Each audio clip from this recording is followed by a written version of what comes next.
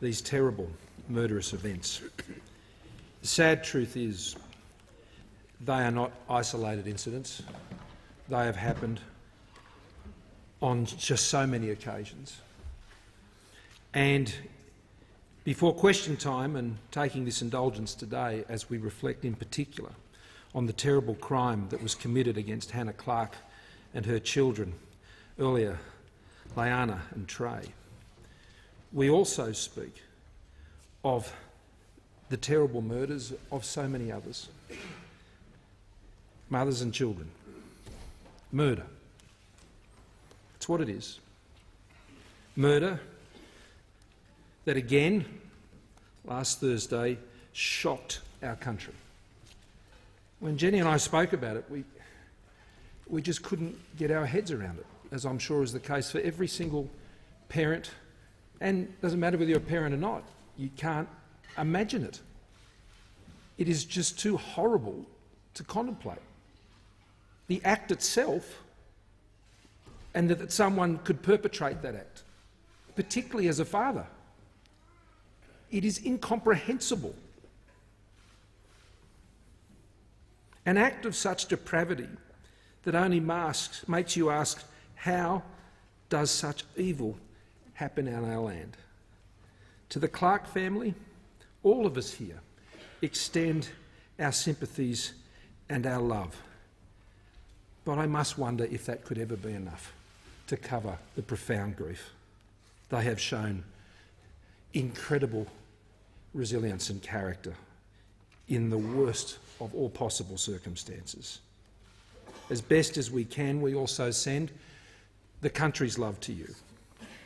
In your grief, you have every right to be angry, furious, because everything we've done across this country to protect women and children didn't protect Hannah and her children from this evil. I believe state and territory and national governments, all of us, our agencies and importantly the judiciary, we must all reflect again on these terrible murders. We must reflect on how and where the system failed Hannah and her children as it has failed so many others. It's so frustrating.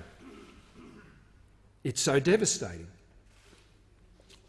Whilst this was the action of a depraved and evil man, we know enough of the circumstances leading up to the murders to know this should not have happened, and there will rightly be an inquest in Queensland, and I commend the Queensland Government for taking that action as they should. It will speak the truth, I have no doubt, as so many others have spoken the truth. And we already know this: Hannah deserved to feel safe and be safe, and to watch her joyous and wonderful children grow up. And Aaliyah and Laianah and Trey deserved to have a childhood that was innocent and to have lives that were long and joyous. For most of us in this chamber, I'd say for all of us, the words family violence just jar. Saying those two words together, they should never be together. They have nothing to do with each other. Quite the opposite. Because our families should be the safest place in all of the world, particularly for our kids. But sadly, all too often, they are not. We know that, as hard as it is to believe. One woman is killed every 9 days by a partner or a former partner. 1 in 6 Australian women have experienced physical or sexual violence by a current or former partner since the age of 15. We know these figures. We've spoken these figures I don't know how many times in this place. Regardless of who've sat on this side of the chamber or on that side of the chamber, we know these figures. Or on what side of the chamber or the other side of the chamber in every state parliament in this country.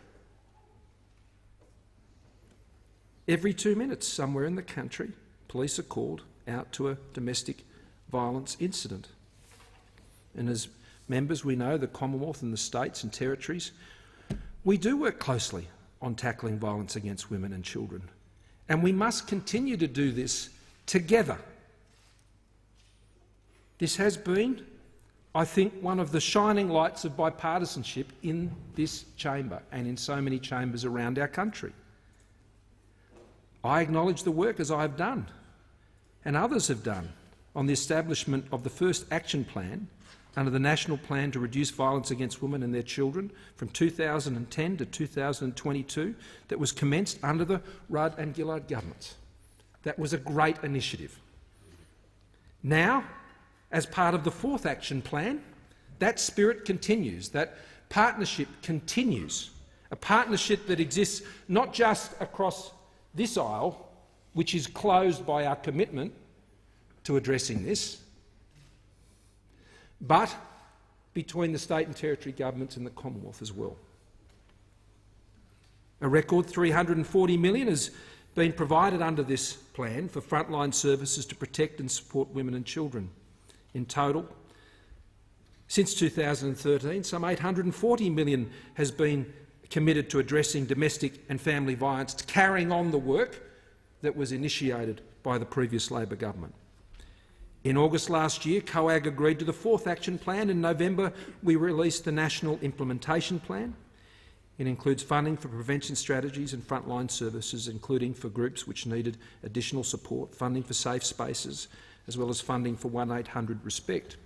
And that 1-800-RESPECT line is open 24 hours to support people impacted by sexual assault, domestic or family violence and abuse. And COAG comes together in a few weeks' time. This will once again be on our agenda. But it is a time for us all to reflect. But to reflect together. There are never any excuses. There are none.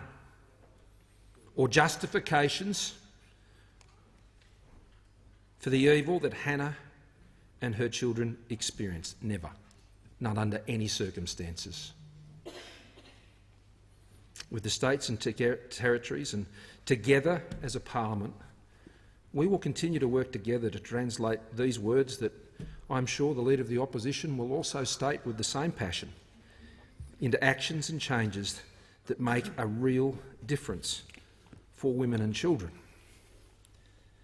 Mr. Speaker, a violent crime, the murder that sought to deny a woman her voice and her future.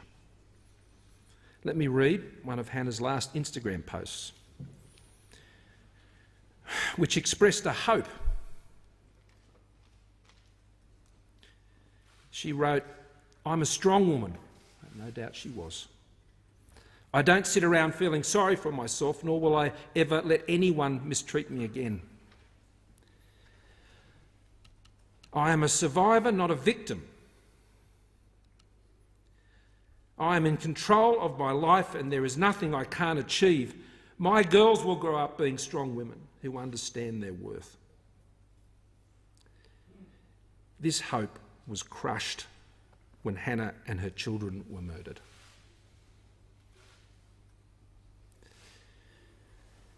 We must work together, as we have been, and as for as long as it takes, to restore that hope